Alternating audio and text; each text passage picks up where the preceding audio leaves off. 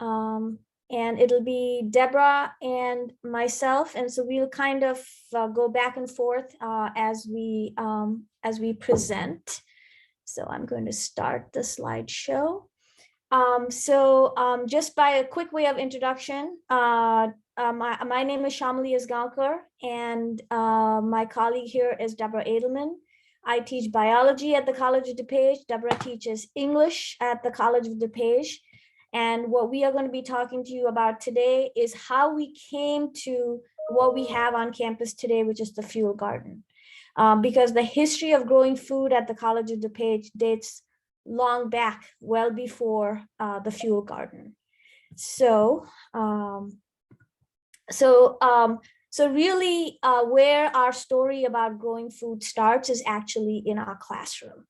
Deborah and I co-teach a learning community, which we have taught for a very long time. And the focus of this learning community intentionally is on what we call food shed literacy, making students aware of their connections to food.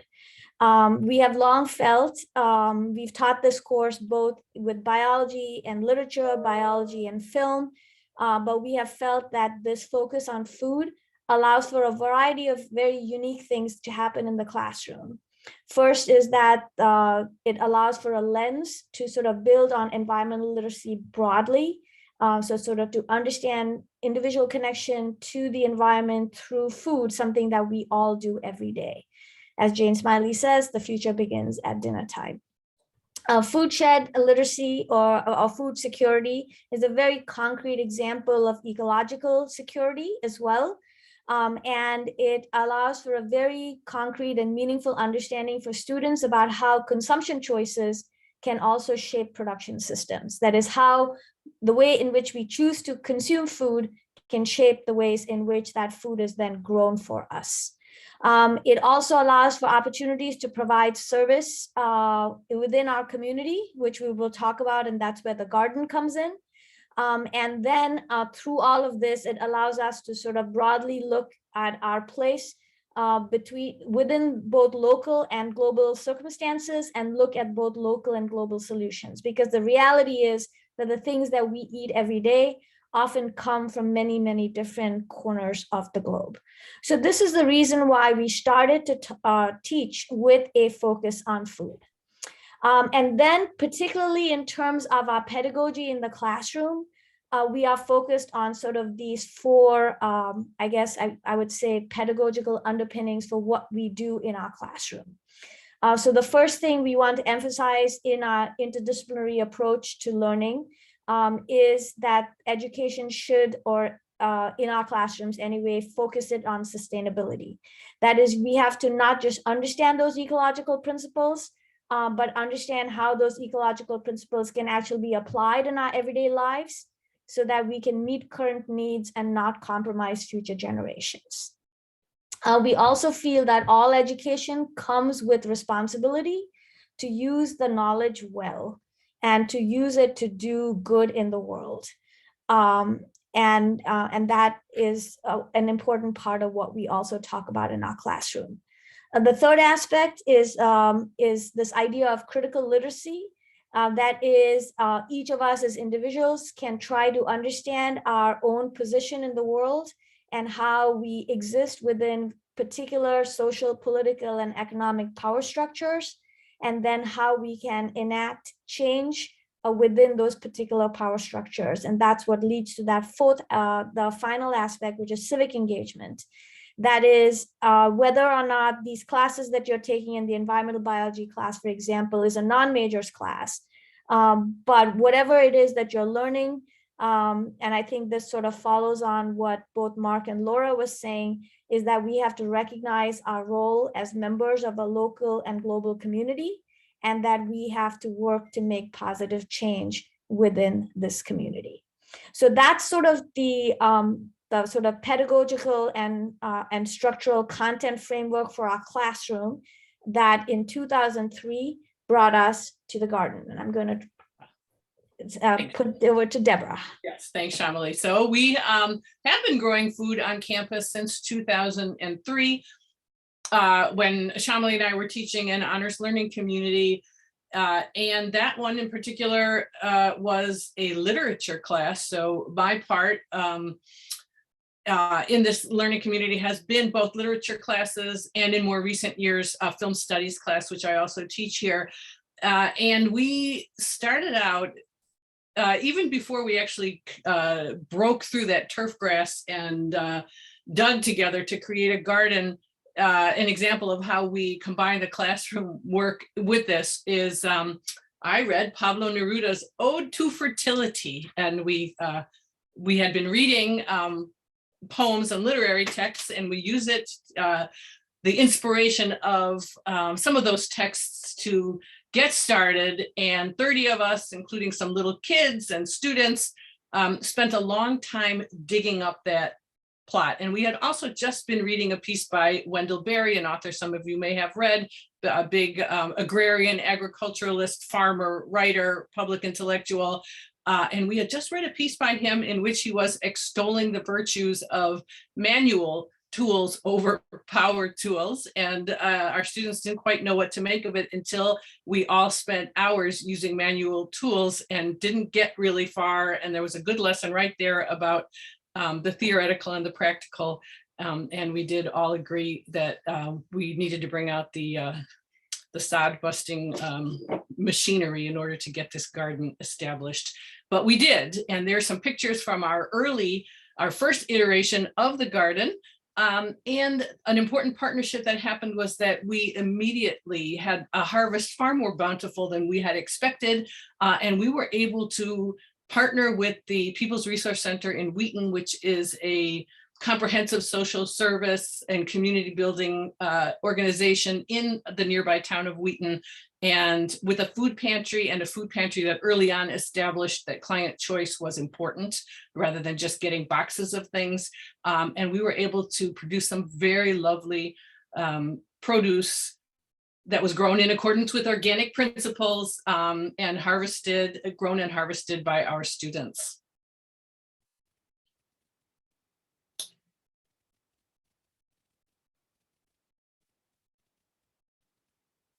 And I'm going to go through this quickly because in the interest of time, we really realized that this hands-on part, this connecting experiential learning and actually producing food with what we were studying within the four walls of our classroom really helped our students to develop food literacy and understand themselves as consumers, and begin to realize why they make the choices they do and what the consequences of their choices are, broadly speaking.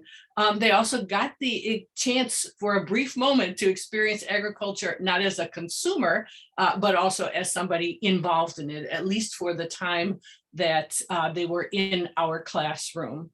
It really helped them understand food security in a broader way, the idea of providing service to the community. When they could go to bring food to the food pantry, we would make a field trip and they could see the pantry and really see what a difference the food that they were growing made to the people who needed the services of the pantry. They were participating actively in local solutions, which we considered a big antidote to some of the more troubling, sometimes depressing material that we were reading about in class. And this stood in direct challenge to getting low about things, and said, no, let's participate, let's create something with our own hands and hearts and minds. And it was a great way to directly involve students in civic action. So there have been a lot of challenges to keep establishing and keeping a garden going on campus. School calendar for one. A lot of our big growing season is actually in the summer when there are fewer students available on campus. So that's an issue, an ongoing issue. Then of course the production issues as we learned how to become organic farmers. I think one summer we made the mistake of putting in corn, and it was really beautiful until it attracted a major disastrous infestation of forgetting what pest it was, but it was really bad, and it impacted not only on the corn but on much of the garden. Also, in terms of institutional support, we have moved around, which is of course antithetical to establishing a garden and building soil health and a solid location. And that, I would say, directly relates to this idea of institutional understanding. I would say 2003 was one thing, 2022 is another. There is much broader understanding nationwide about the issues that we're talking about here today, and many more community and campus gardens than there were in 2003.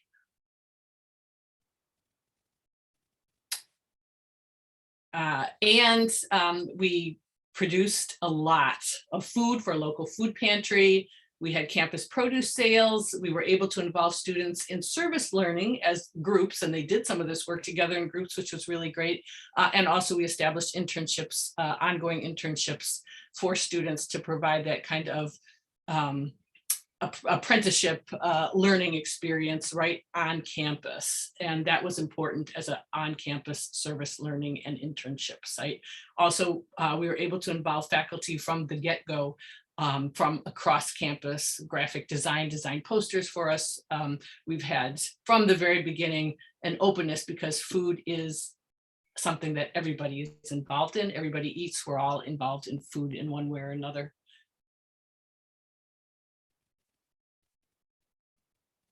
Take it away, Shamali.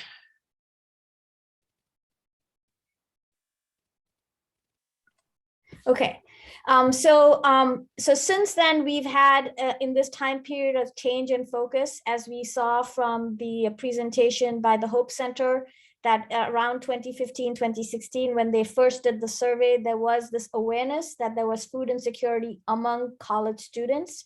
This on our campus then led to the establishment of the campus pantry.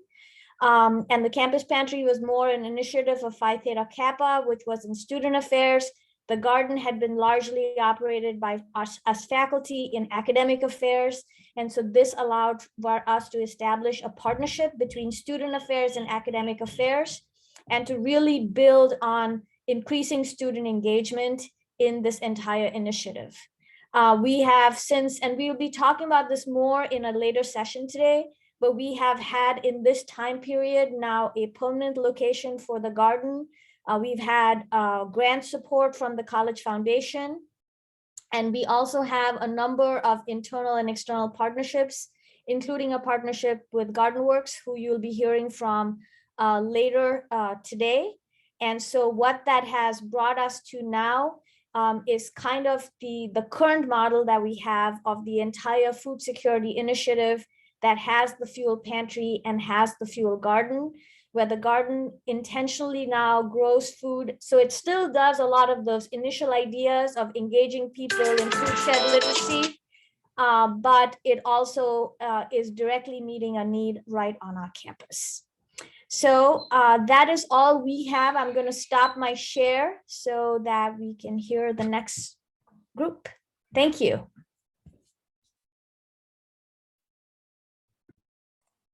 Thank you, Shamali and Deborah. Next, we'll hear from B. Walker. Yeah, B. Walker. Hi. Yep, right, there you go. I'm right here. I'm just about to share. Hi, everyone. My name's B. I'm a student at the University of Portland, studying nursing, and I'm almost done. Got one more year left, and then I'll be out working hard. I'm just sharing right now. 1 second. There we go. Oh. Nope. Where's that? Okay, I think you can see my screen now. Is that correct? Okay, cool. Yes. So my name is B, like I said. I'm the president of the Student-Led Unity Garden here at the University of Portland. I've been president for just over a year now, and I've been reelected to be president next year on campus here. We call Student-Led Unity Garden Slug here. It's just easier for everyone to say. And Slug kind of started in around 2006. This is kind of what Slug looked like at the beginning of my presidency here on campus. Over COVID, there was a huge drop in student involvement because there was nobody on campus at all, except for a few students. So we came back in this year and turned it from this to what we have now, which is our leadership team here that came in and we're ready to work hard. So Slug is a fully student-led and maintained community garden and orchard. We kind of see ourselves as a cooperative. So there's really limited involvement from anybody outside of direct students. So everything is done, everything is funded by student activities. And we are the ones working out there. We're the ones waking up early in the morning, turning on our irrigation system every morning. We're the ones who are double digging our beds to make sure our soil health is great. And the kind of idea was that a few of us on campus, especially in the last couple years, grew up on farms or grew up in suburban farms like myself, or urban farming, and we're just piling all of our knowledge together to teach and practice sustainable organic farming, and in turn provide free food to anyone on campus and anyone in the community, because we're kind of on the border of the actual school campus and the larger St. John's, Northeast Portland area. So the way that we do this is by having general work days every Saturday from 9 a.m. until whenever people decide to leave. It usually ends around sundown. Just playing James Taylor and working hard. And we organize with local nurseries and organizations around Portland to provide resources for students. So in the last few months, I sit on student government, and I was able to secure almost $10,000 of funding for Slug next year to run, which is really exciting because we've never really had funding in the past. It's all been student money going directly into the ground to provide food for a lot of our students on campus, including myself. So a little bit of the history of Slug. Slug was founded in 2006 as an ecology club project. So it used to be referred to as Slug Project. It was this idea that we wanted to be able to have a physical space dedicated to the work that everyone had been talking about, especially at that time in 2006, about organic farming, how to do it on a small scale in your home, how to do it on campus, how to provide these services, because we don't really have a department on campus to work on these initiatives. So we were in collaboration with the university physical plant, and we were able to build kind of a labyrinth style. It was originally a circle garden that you could walk into and had all these keyholes, and you could walk through it all on stepping stones. And it kind of fell off as students graduated and as there was decreased leadership over time. And it kind of had a resurgence in around 2012 as the university started a huge composting program across campus. And Slug really took that on, and it was all student run and student funded with a little bit of support from physical plant to create these initiatives, because students really, really wanted the university to start paying attention to these issues across campus. So today, Slug has changed a lot on campus. Many of the challenges we face are around leadership, because what has happened in the last 10 or so years is a senior or a junior gets really excited about community gardening and being able to provide produce for students on campus, and then they graduate, and there's not really a contingency plan to maintain that really strong and powerful leadership on campus. So the way that we've kind of worked to prevent this from happening is our entire leadership board, since it's all student run, half of the leadership board has to be either freshmen or sophomores or incoming students every year. So when we have our vote as a cooperative, at least 50% of those people have to be underclassmen, and then they get to learn from the more established students who may have grown up on a farm or may have had lots of gardening experience as a child. they're able to learn and teach each other. Like the last presentation talked about is location and student access. The slug is kind of out of the way from the rest of campus, so it's a little bit of a walk to get out to the slug. So a lot of students don't even know that slug exists. And right now we're really focusing on advertising what slug is and working with our pantry on campus, which is called Stock Up, Stock UP, for all students to access for free, and providing them produce, especially for a lot of the students who don't have a place to go home over the summer and who are staying on campus or who are staying off campus and don't have access to food like they would normally during the school year, or even they didn't have during the school year. So a majority of our produce goes to that. Another large portion goes to people who can literally go up and pick whatever they need or whatever they want, because we are completely open to the public. We're on the corner of 2 streets and you can just walk up, and it's open to everyone. And this year we are starting an initiative to kind of look at the other side of gardening and farming, which is learning how to sell produce and market at farmers markets locally. So we are taking some of our produce this year, and we're going to learn how to do that to bring more funding to then be able to expand the garden further, so that we have more space, because we kind of have a small plot of land right now.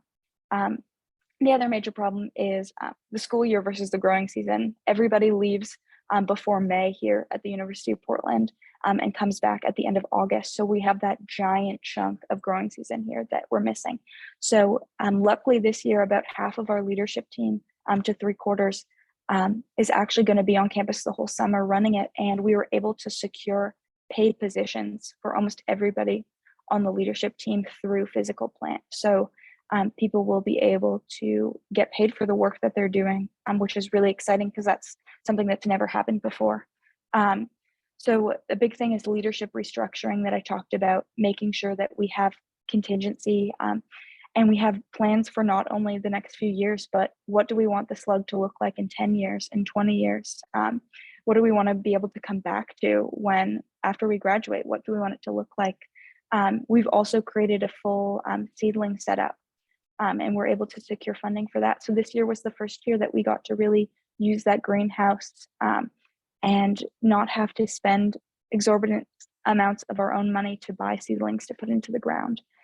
We've also secured an apiary on campus to help with our pollination issue here. So we have 2 hives coming in the next 2 days, which will be serving not only the slug, but all of campus and all of the native plants on campus.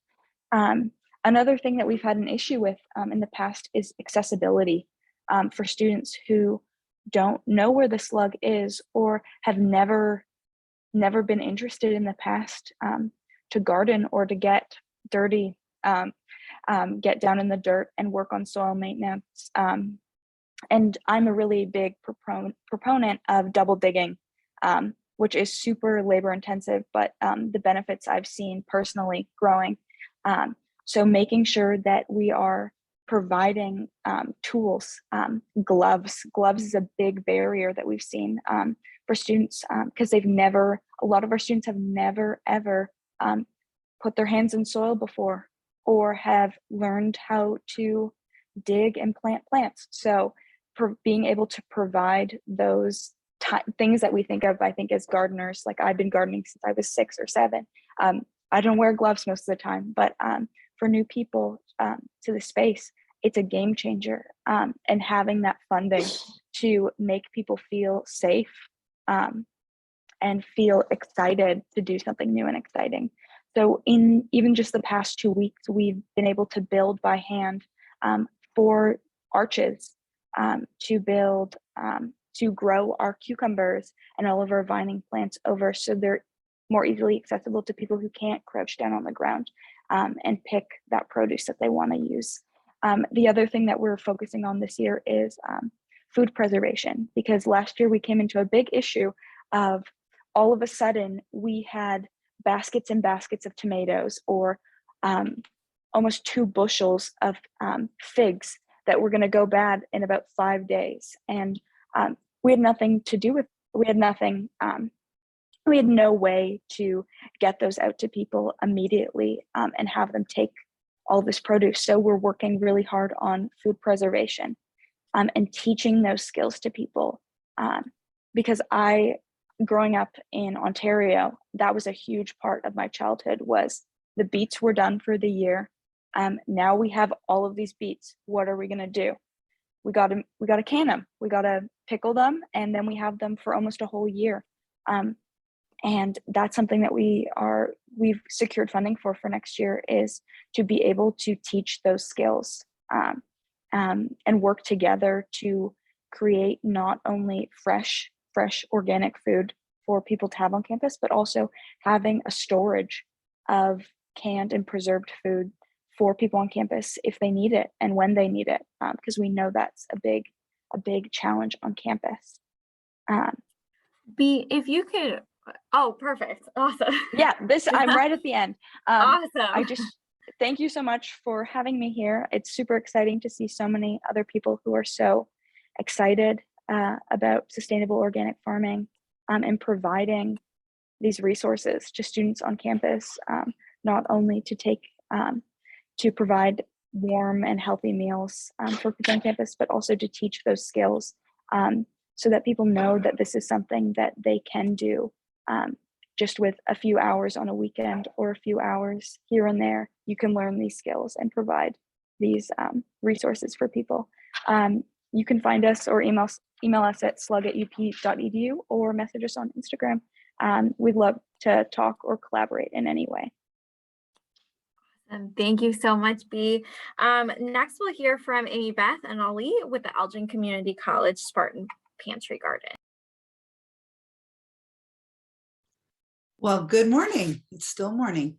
My name is Amy Beth, and I'm going to tell you a little bit about our garden and the community garden and our pantry. And so Ali will help me along the way.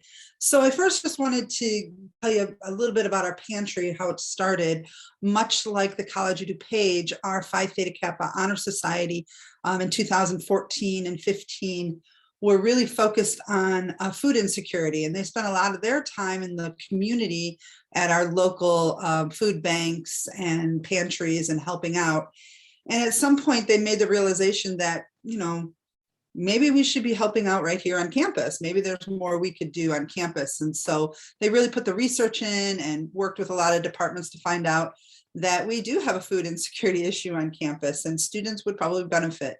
So early 2015, we opened a small closet, called it the Spartan Food Pantry, and it was run and operated by our Phi Theta Kappa students exclusively.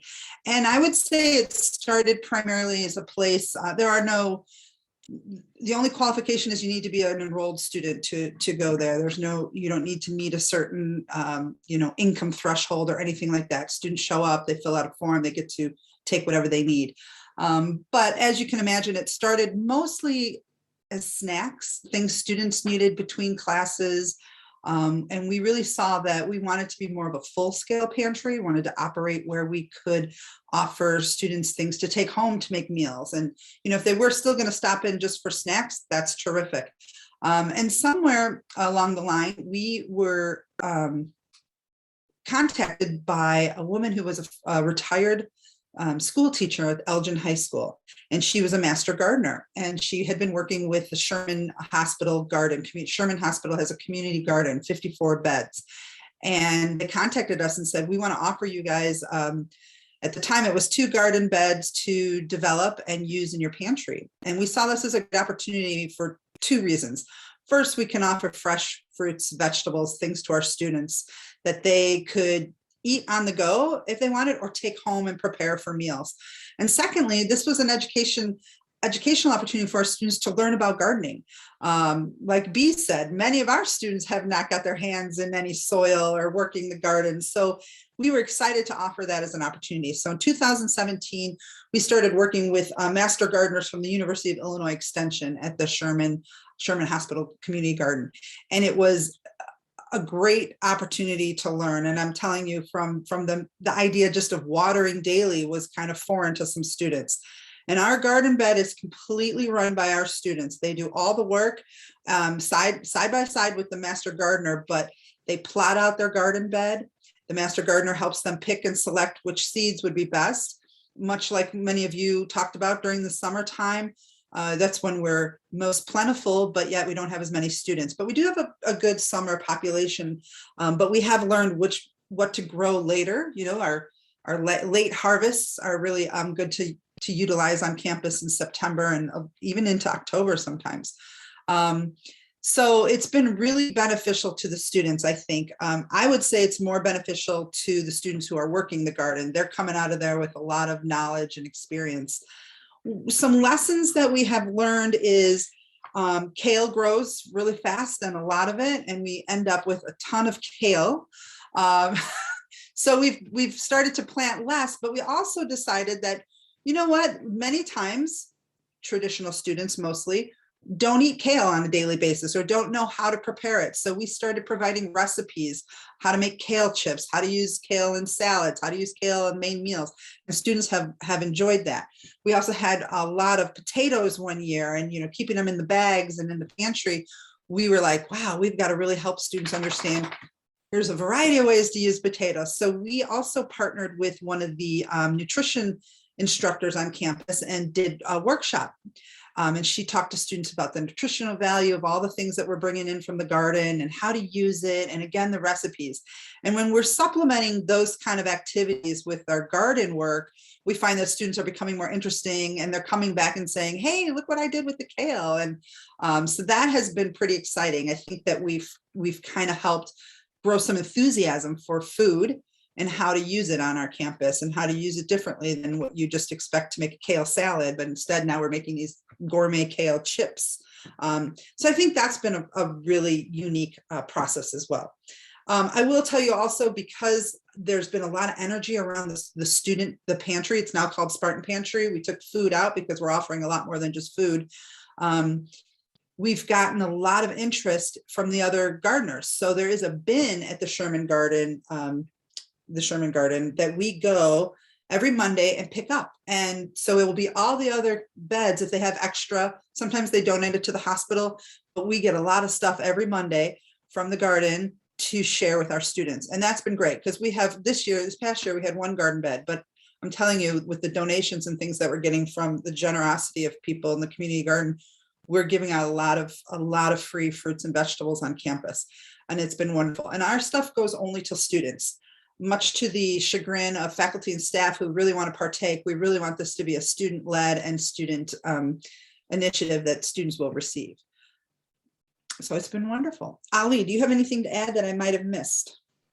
Yeah, I just wanted to add that also, when we talk about the recipes that we do through our pantry and with the food we get from our garden, these recipes are recipes that people can make with like the minimal ingredients that we do offer from the pantry. So they're not these elegant, where you have to find these crazy ingredients and all that. It's things that they can take from the pantry in addition to the vegetables and fruits that we have or whatever that we're growing.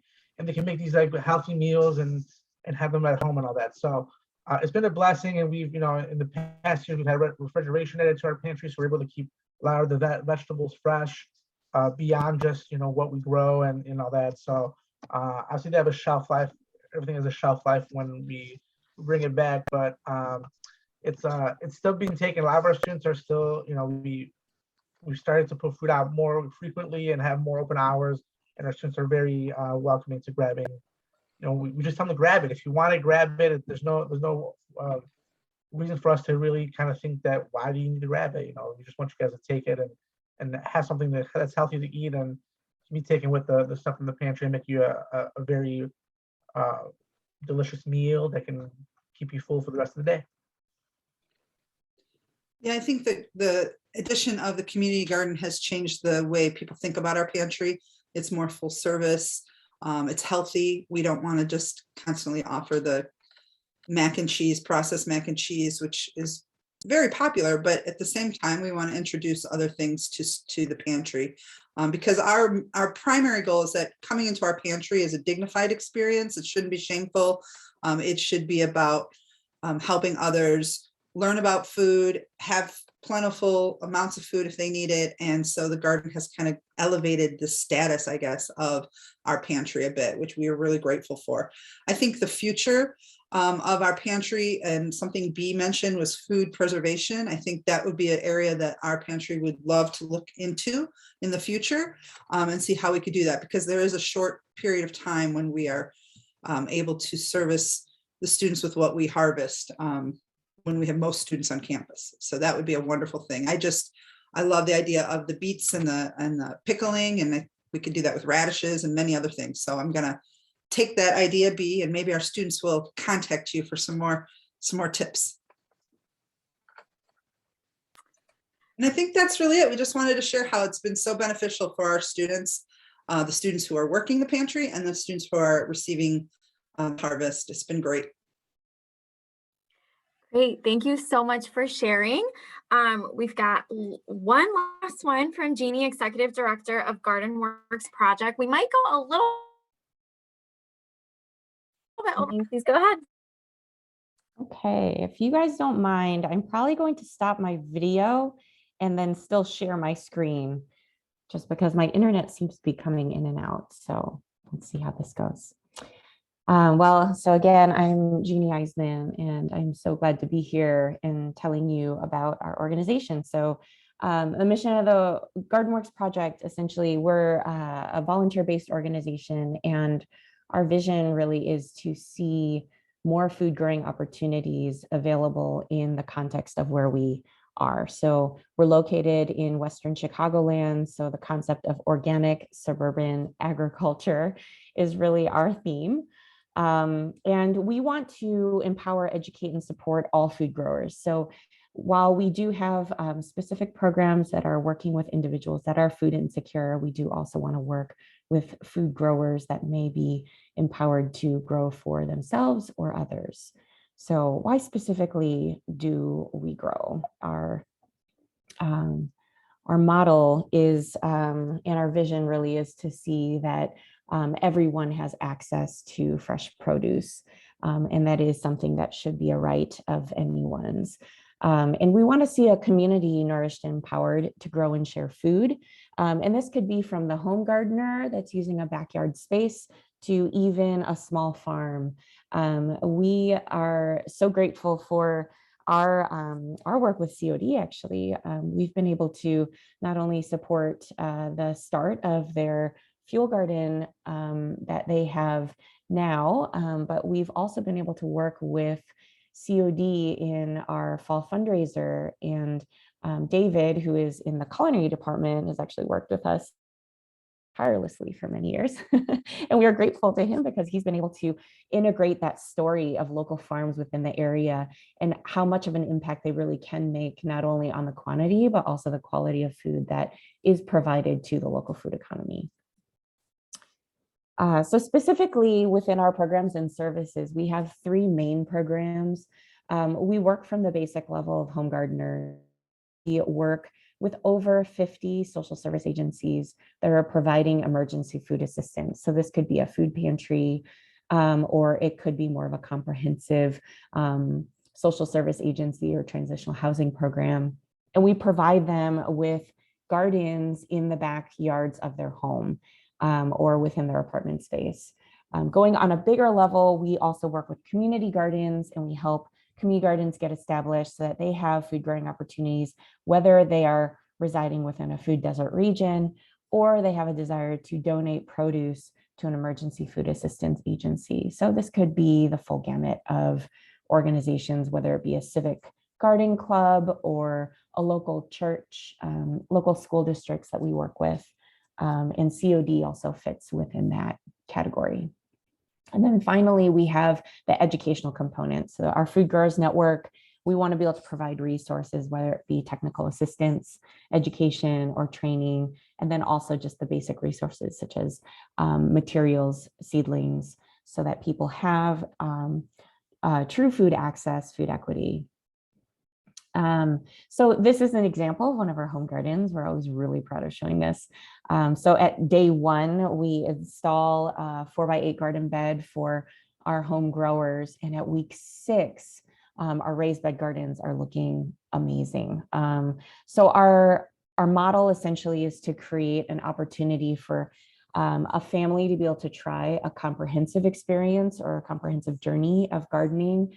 And we try to extend this, whether it be through our home gardens, but also beyond, so that we're trying to create opportunities for more different kinds of varieties, really trying to emphasize prolific and productive products. I think of ECC and the fact that the kale on the right-hand side is huge. So, we always try to find those varieties that are going to be really prolific and are going to be productive throughout the garden season.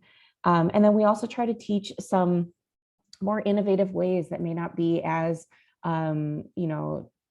considered traditional gardening. Many of you probably utilize this, but trying to implement a seasonal gardening or successive gardening schedule so that we can replenish a lot of these plants in the fall.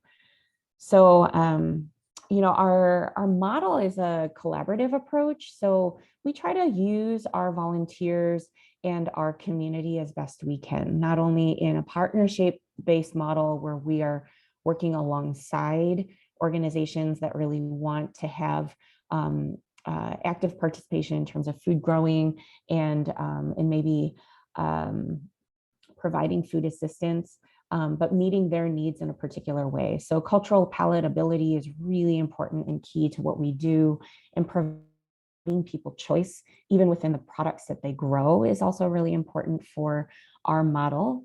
And then, we try to really focus on local support, whether it be through volunteers or even local organizations that are going to be funding or sponsoring our programs.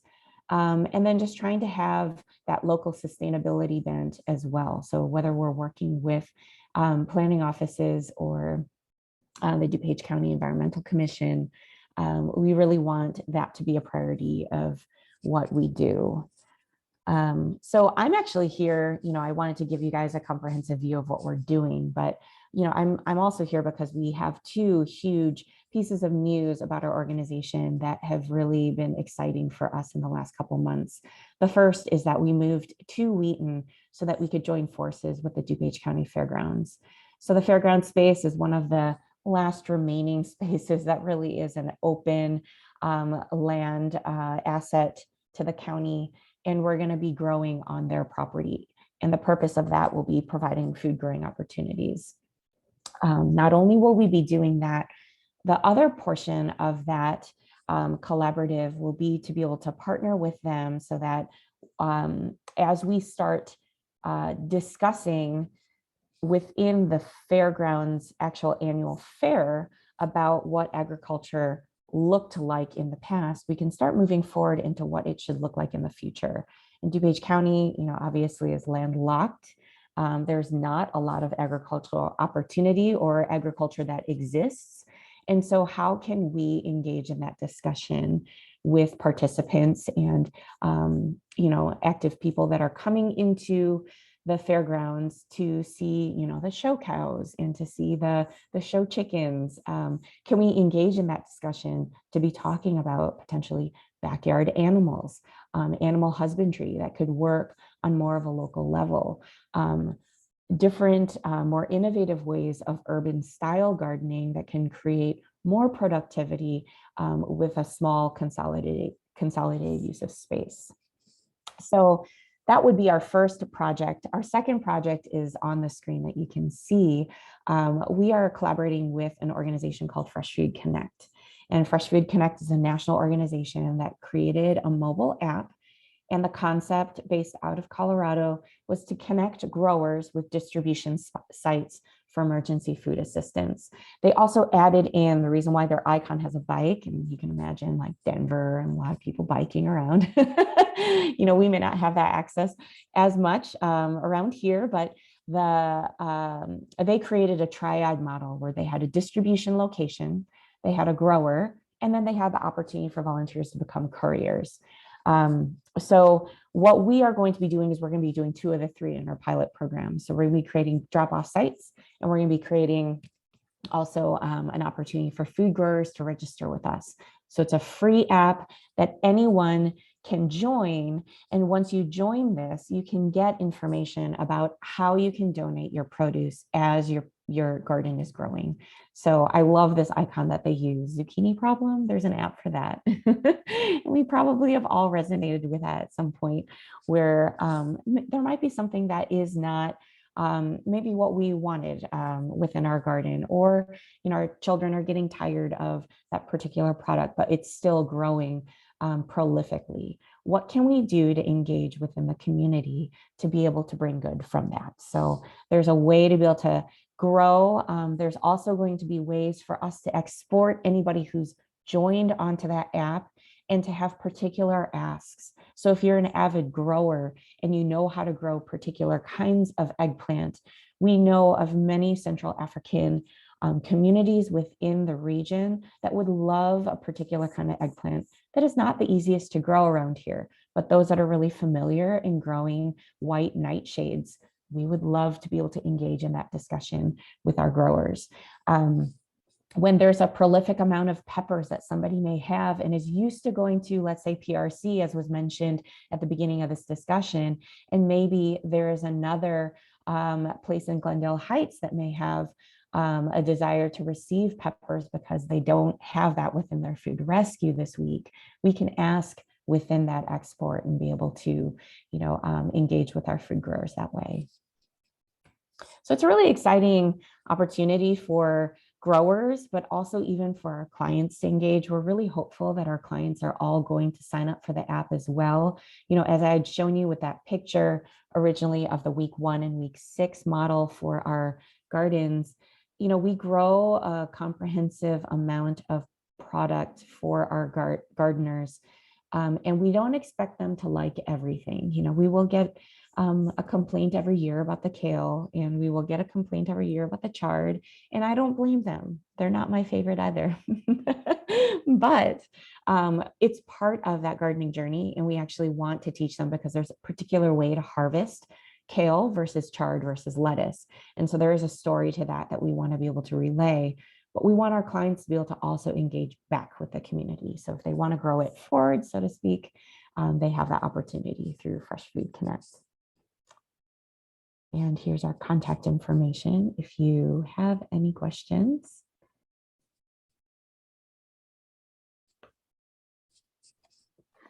Awesome. Thank you so much, Jeannie. So that concludes the presentations for this breakout session. We did run a little bit behind. You do have about a 10-minute break before the next session. You can find the descriptions and the links through Whova. So we will see you guys at the next sessions. Thanks, everyone. Great hearing your presentations. Yeah, great presentations. Thanks all.